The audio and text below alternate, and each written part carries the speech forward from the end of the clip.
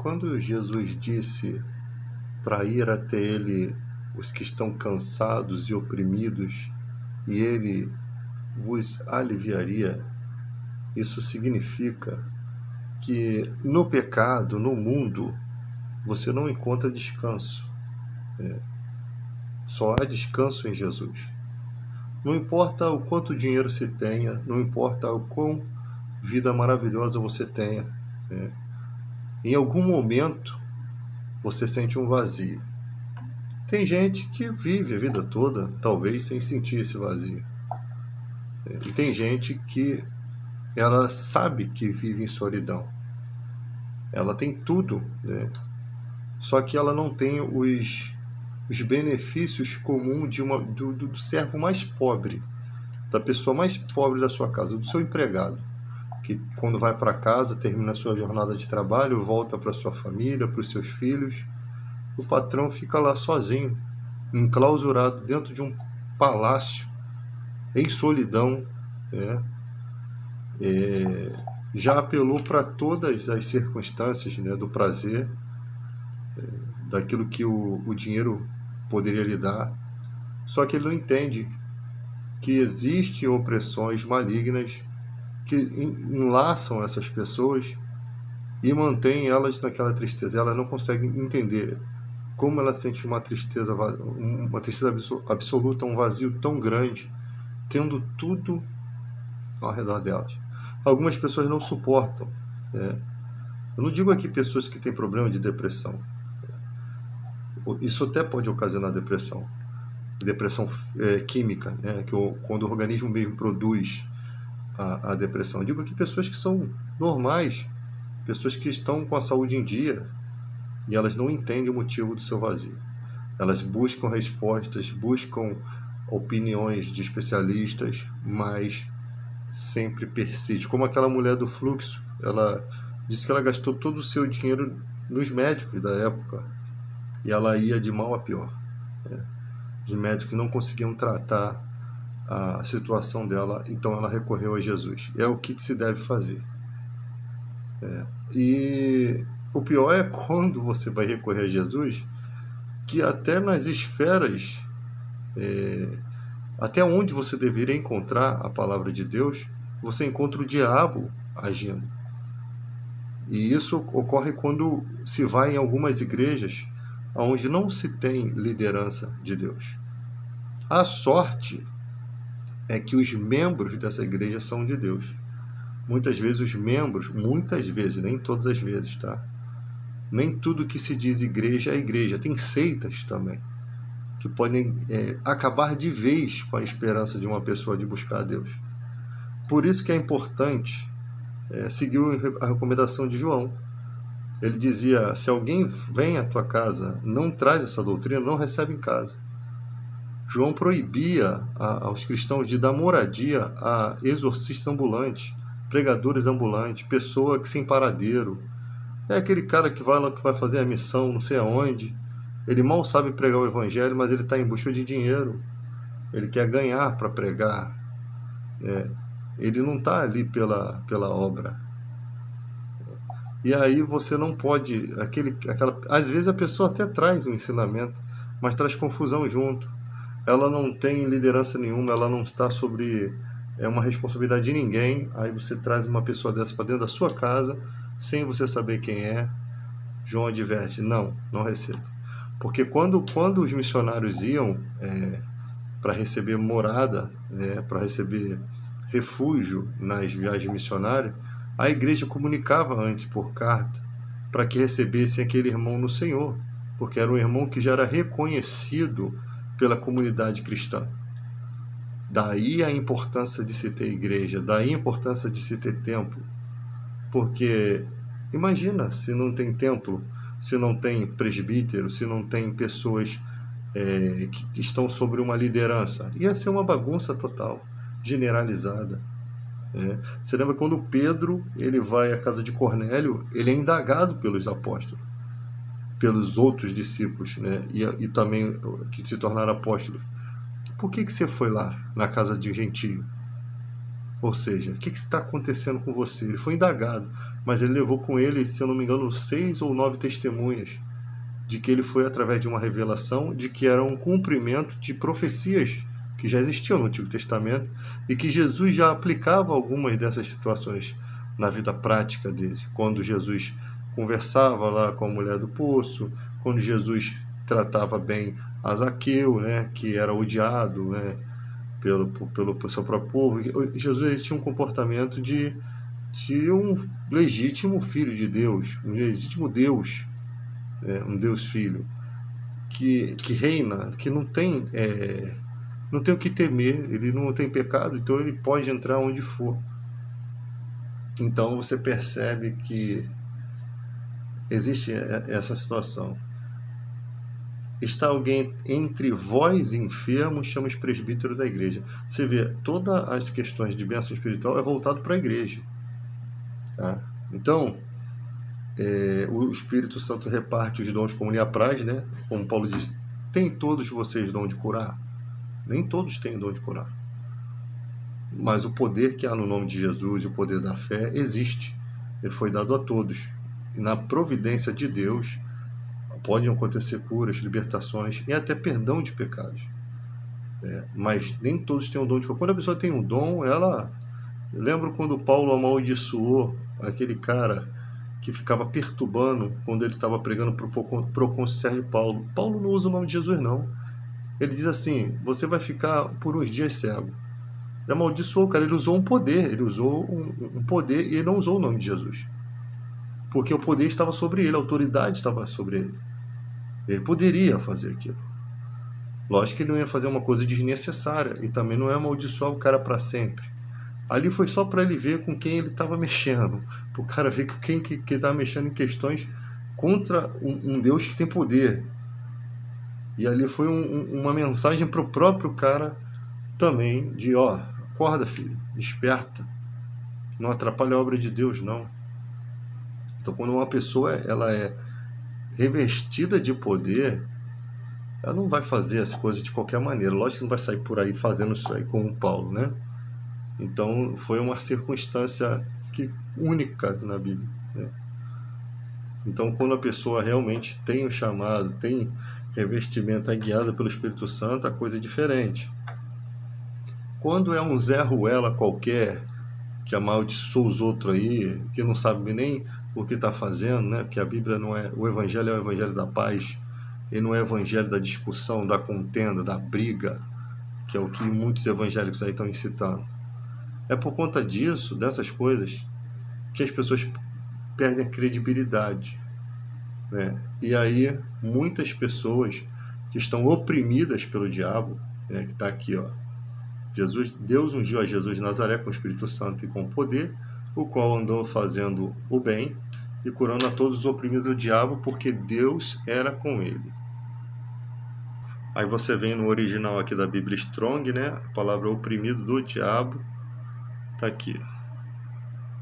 Diabolos, na tradução. É caluniador, difamador, que acusa com falsidade, faz falsas acusações, faz comentários maliciosos. Pessoa que, por opor-se à causa de Deus, podem ser descritas como agindo da parte do diabo, do demônio, ou tomando o seu partido, né? Algumas pessoas, às vezes, são usadas pelo próprio diabo para tomar a causa, né, dele. Então, você tem uma Bíblia que ela tem poder, né?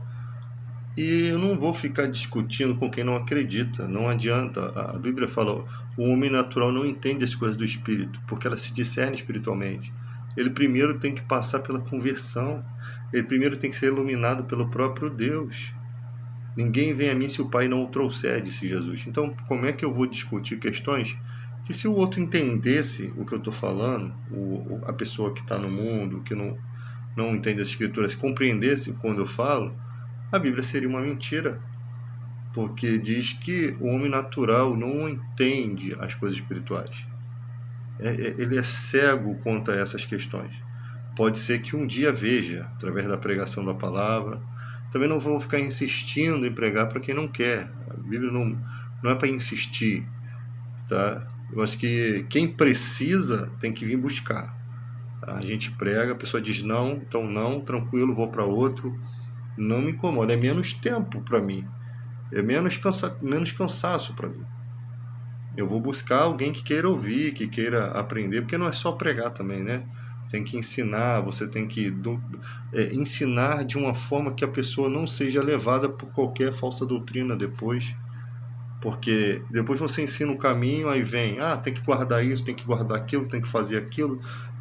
Uns ensinamentos que tentam te tirar da nossa liberdade, né, em Cristo. Tenta te tirar, enclausurar você em alguma teimosia, alguma cisma religiosa, tá? Que é isso que os religiosos fazem. Tentam enclausurar você numa cisma religiosa. Não, aqui você só tem que usar a camisa de manga até aqui, não pode usar a bermuda. E tentam te travar. Não vou dizer para você andar todo lascado com as pernas para fora, mostrando. Não é isso. Desde o momento que você se veste de uma forma comum, como qualquer pessoa se veste no Brasil aqui, um país tropical, você não vai usar uma bermuda, você não pode usar uma camiseta. Qual mal que tem nisso? Você tem que morrer de calor para poder agradar a Deus, você tem que usar a camisa de manga para agradar a Deus, pelo amor de Deus. Já tá difícil arrumar um casamento, você com essa camisa de tangerina aí, vai ficar mais difícil ainda. Já tá difícil. Então, eu pode raspar o sovaco, pelo amor de Deus, gente. Então, são coisas que tentam aprisionar o cara. Uma vez que o cara crê em Deus, há várias tentativas de aprisionar o cara no fanatismo, que é pior do que você não crer em Deus. É pior do que você ser alguém que é descrente, é você ficar preso num fanatismo. Porque o descrente, ele acha que pode ter liberdade para tudo. Tem. Você é livre para fazer o que você quiser. Mas saiba que o mal, o diabo, ele é como um leão que está tentando devorar a sua vida. Isso daí muita gente já tentou, já pagou para ver e viu, tá? O diabo realmente ceifa. Não importa se é rico ou pobre. Não, se o Senhor não guardar a casa, em vão vigia o sentinela. Não adianta você ter toda a estrutura, a segurança do mundo, acontece um vazamento de gás no teu apartamento, acabou sua vida. E aí? Preparou sua alma para quê? Não importa a fortuna que você tenha, você acha que está com a vida boa, vai viver, vai ser como aquele homem rico lá que guardava tudo no celeiro, agora eu vou viver bem. Louco! Hoje mesmo sua alma será pedida. Você vai morrer hoje. O Deus sabe que hoje em dia era o teu fim. Só que o cara não está naquela esperança de que vai viver e ele não preparou nada. Ele não tem nada para oferecer a Deus. Nada que Deus possa olhar assim e considerar. Não preparou nada. Ele só preparou a vida para ele, foi egoísta, não ajudou ninguém, não fez nada, né? Não buscou santidade, não buscou... Pelo contrário, bagunçou a vida de muita gente. E aí qual a recompensa que esse cara vai ter? Mas eu não acredito no céu, não acredito no inferno. O problema é seu. Quando chegarmos lá, que vai estar quem crê, quem não crê, vai estar todo mundo. Uns que creram vão tentar se justificar. Nós temos aí pessoas entendedoras de grego e hebraico pregando e falando de Deus e vivendo nas farras da vida. Quando chegar naquele dia, Senhor, mas eu falei tanto, eu ajudei tanto em seu nome, que ele vai ser canalha até naquele momento. A canalice dele, com a canalice dele, vai achar que pode se justificar. Mas eu fiz essas coisas. Eu ajudei, eu colaborei. Foi tudo em vão. Quando você fez isso, você pensava nesse dinheiro aqui. Quando você fez aquilo, você pensava nisso aqui. Nunca fez nada para Deus, fez tudo para ele, em prol dele. Mas ainda acha que Deus não sabe, né? Ainda vai achar ele tão louco que não entende que Deus conhece a vida dele toda. E aí, meu filho, quando chegar lá no dia do juízo final, vai ter aquele que diz: pô, eu não acreditava agora. E aí, tô lascado. Não tem volta. A Bíblia fala para você não se afastar tanto de Deus a ponto de você não conseguir voltar. Porque é isso que o mundo faz. O céu vira de bronze. Existem caminhos que o cara não consegue voltar. O cara entra no crime e o cara não consegue sair. O cara não consegue sair mais. Entende? Ele às vezes está mais protegido dentro do crime do que fora, porque ele fora ele não tem poder nenhum. Ele sabe que ele é presa fácil. E o que se faz? Clame a Deus. Clame a Deus, porque Deus consegue fazer água surgir no deserto.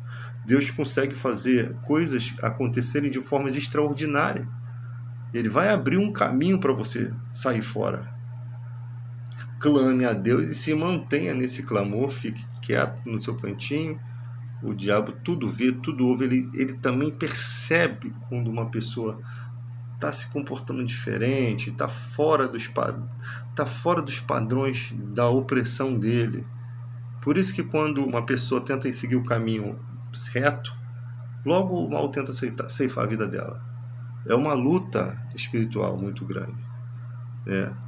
Às vezes eu penso que pessoas vão embora antes para que elas não se tornassem um criminoso tão grande, para que Deus possa pelo menos agir de misericórdia com ela na sua salvação. Porque se ela se tornasse aquilo que o diabo queria que ela se tornasse, porque o diabo ele faz o quê? Ele coloca você contra a justiça de Deus. Quando ele não pode destruir a sua vida, ele vai fazer com que Deus, ou as leis que regem o mundo, né, que são criadas por Deus, tudo que você plantar você irá ceifar, ele coloca você, ele acusa você e coloca você contra as leis, a justiça de Deus. Então, quando você começa a praticar impiedade e maldade com o seu semelhante, que são seres também que Deus ama, além de amar você, mas você está praticando o mal contra pessoas que também Deus ama. Deus faz a chuva cair sobre a sua casa, sobre a sua família, mesmo você sendo mal. E assim também as pessoas boas. E você está cometendo injustiças contra o seu irmão, o que acontece? A justiça dele se acende, a ira dele se acende contra você. E o diabo fica rindo. Ele fica feliz, porque é mais um que Deus tinha planos, tinha propósitos que ele conseguiu destruir. Ou seja, o diabo ri de Deus também, porque ele faz com que Deus destrua as suas próprias criaturas, aqueles que ele próprio ama. Então, por isso que para o diabo não tem salvação. Diz que a morte de Cristo não socorre a anjos. Todos aqueles que foram... E outra coisa, o parâmetro de juízo é igualzinho para anjos e demônios, para os anjos caídos, né, os demônios. Se Deus não poupou a anjos que não guardaram a sua magnitude, né, como anjo, não vai poupar esse século. Está bem explícito lá. Deus não... e lá no Apocalipse, no final, que os que não estão escritos no livro da vida foram lançados para dentro do lago, ou seja, foram. Vai ter gente lá para um lugar que não foi feito para o ser humano. Foi feito para Satanás e seus anjos, que você vai encontrar eles. Satanás é o diabo, está escrito lá em Apocalipse. Né? Satanás e seus anjos pelejaram contra Miguel, e Miguel e seus anjos pelejaram contra Satanás. Está lá em Apocalipse 12, se eu não me engano. E a Bíblia fala que o diabo, o dragão é a antiga serpente, lá de Gênesis, né? Então você percebe que você tem luta espiritual ali que aconteceu, que ocorreu, né? E ali são revelações de coisas que a gente não consegue ver. O mundo tenebroso, né? Esses dias o cara estava falando que quando um endemoniado gadareno fala que... Quando Jesus pergunta, demônio, qual é o seu nome? Meu nome é Legião, porque somos muito. Eu não sabia, não tem nome, só olham que sabem que são Legião. O cara falou que isso significa Legião Romana. Eu perguntei para ele, mas quando Pedro lá sacou da espada e Jesus falou assim para ele, você não sabia que se eu quisesse, eu poderia clamar ao Pai, ele mandava 12 legião de anjos? Então é legião de anjos, filho. Se tem legião de anjos, tem legião de demônios. O dragão, com sua cauda, arrastou 1/3 das estrelas do céu. Depois você tem lá, esse dragão é a antiga serpente. A serpente é o primeiro ser personificado como praticando uma maldade, um engano. Ele engana Eva. Paulo diz que Eva foi enganada e não Adão, né? Então ele engana. Talvez, eu não sei, se só Eva fosse enganada e não Adão, Adão deveria ter buscado a Deus para saber o que seria de Eva.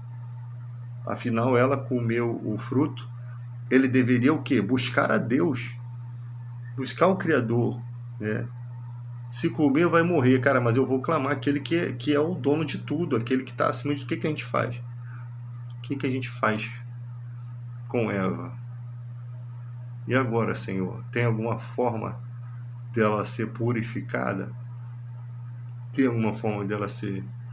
Porque se Deus resolvesse matar Eva, ela não ia morrer para sempre, né? Ela morreria ali, aconteceria como Abel morreu, está com o Senhor. E ser triste para Adão iria, mas Deus poderia fazer uma outra Eva. Arrancava uma outra costela, fazia de outra forma. Ou não, ou Deus não deixaria com que Eva morresse, mas tivesse alguma consequência. Só que Adão tinha que perguntar a Deus, confirmar com Deus o que deveria ser feito. Como tua mulher está enferma, você leva ela no médico, né, para saber qual é o antídoto, para o doutor que é especialista naquilo. Você não vai lá e faz e toma o mesmo medicamento que ela tomou. A exigência de Deus, só para você ter uma ideia, é como se você morasse num paraíso enorme e Deus falasse assim, ó, só não come essa comigo, ninguém pode ir. Só não chega perto disso aí que isso é veneno. E foi exatamente naquela plantinha que eles chegaram e comeram. Aí você dizer que Deus é injusto por Deus pedir uma obediência, sendo que Deus deu tudo. Outra coisa é, as pessoas ficaram com pena do faraó, né, que os filhos de faraó se perderam e tal, mas Deus está ali, botando castigos fracos para que faraó compreendesse que deveria libertar os hebreus que estavam 400 anos escravizados. São 4 séculos de escravidão, com muitas injustiças, inclusive muitas mortes, porque Moisés quase foi morto, né, lá no início.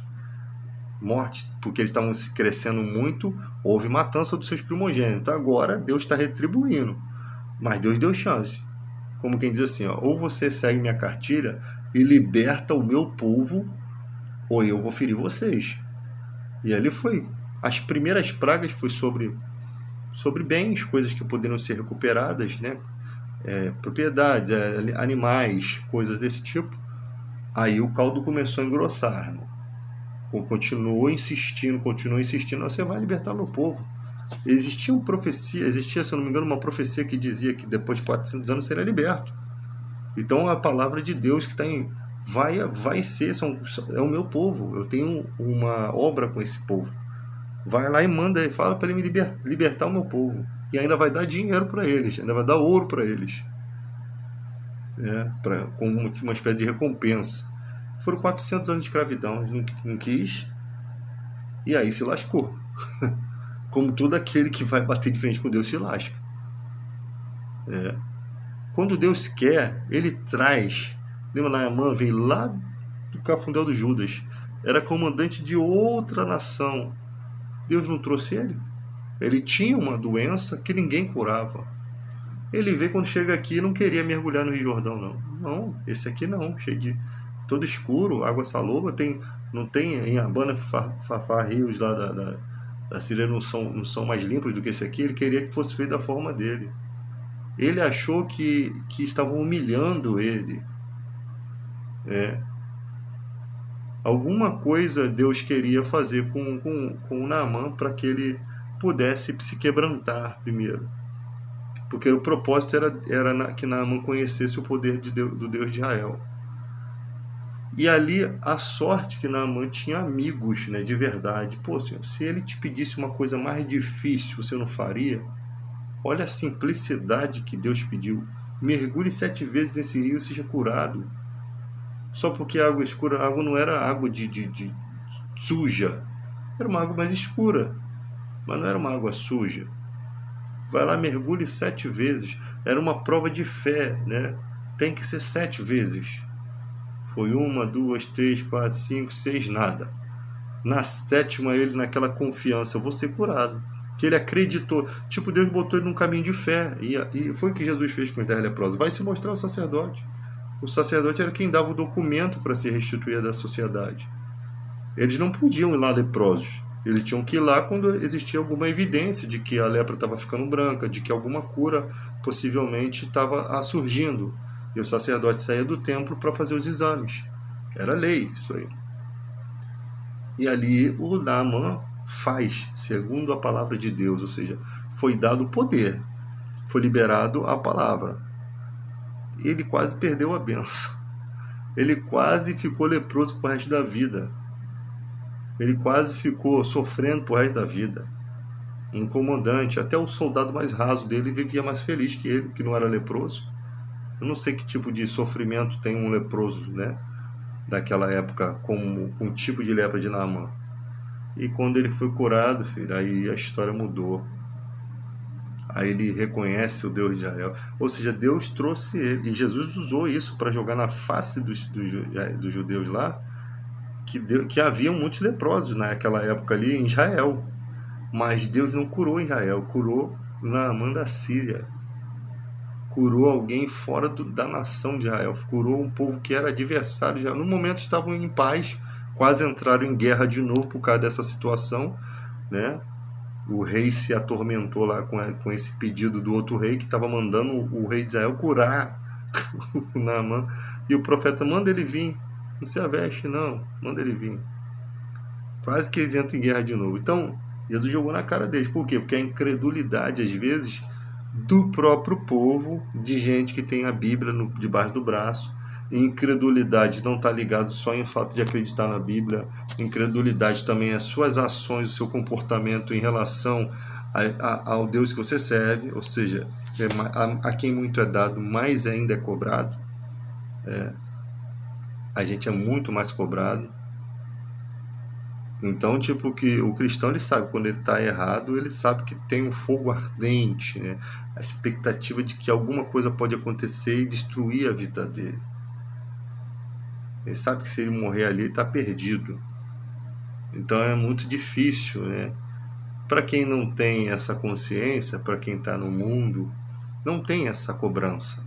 Tá? Não existe na mente essa cobrança. Acha que pode tudo.